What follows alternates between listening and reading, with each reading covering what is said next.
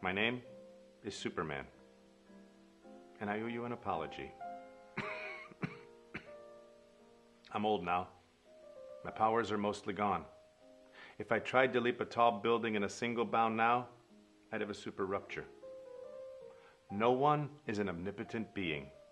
Some of us just think we are, like strange visitors from other planets, and politicians, and the billionaires who own them.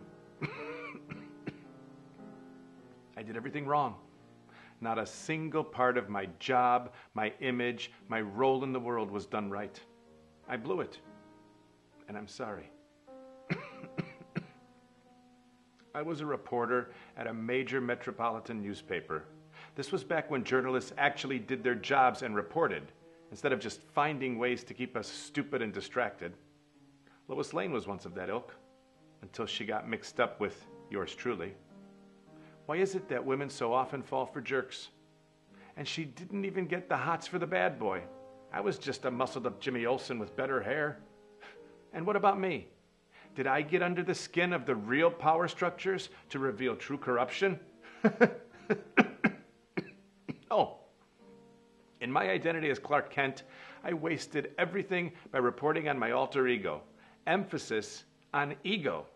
Regaling the world on the marvelous exploits of the great Superman. It's amazing I could even fit my oversized head into a phone booth. I was raised, like many Americans, in a rural town, surrounded by hardworking people, people who believed what they were told in school, people who believed in truth, justice, and the American way. So when I grew up, I made it my mission to fight for those values. But I was nothing more than a flying corporate security guard, protecting lies, injustice, and the aristocratic way. Instead of going after the bankers who ruined lives with the same amount of concern that a child twists the head off dolls, I fought the bank robbers. Instead of stopping the world leaders who started wars as recklessly as drunk teenagers driving cars, I did battle with the foreign soldiers. Instead of righting the wrongs of the greedy power brokers of the world, the people who devote their lives to acquiring more and more and more at the expense of everyone else, I fought to keep petty crooks from stealing property. My version of a major criminal was a schizophrenic, like Lex Luthor.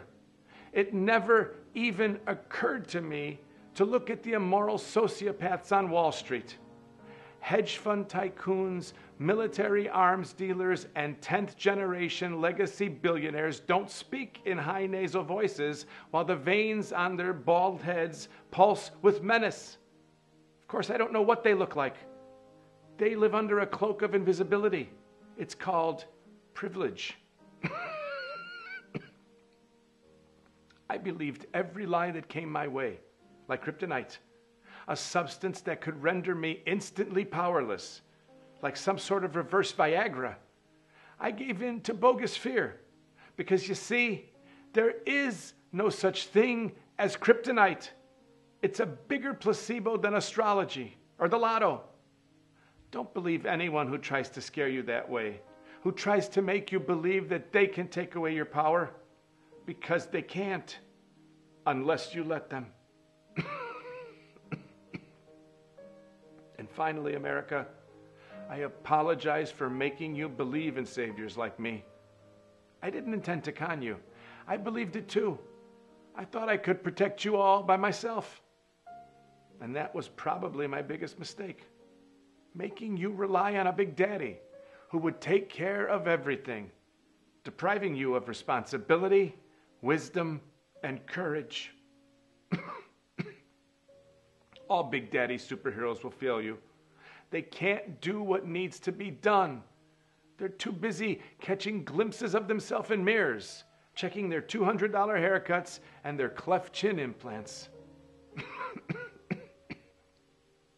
The real job is yours. You have to save yourselves. And that's the one thing I ask of you now. To wake up. To find your courage. To pay attention to the truth and do what no Superman can ever do. Don't look up in the sky. There's nothing there. Look around you. On the ground. I hope you heard me.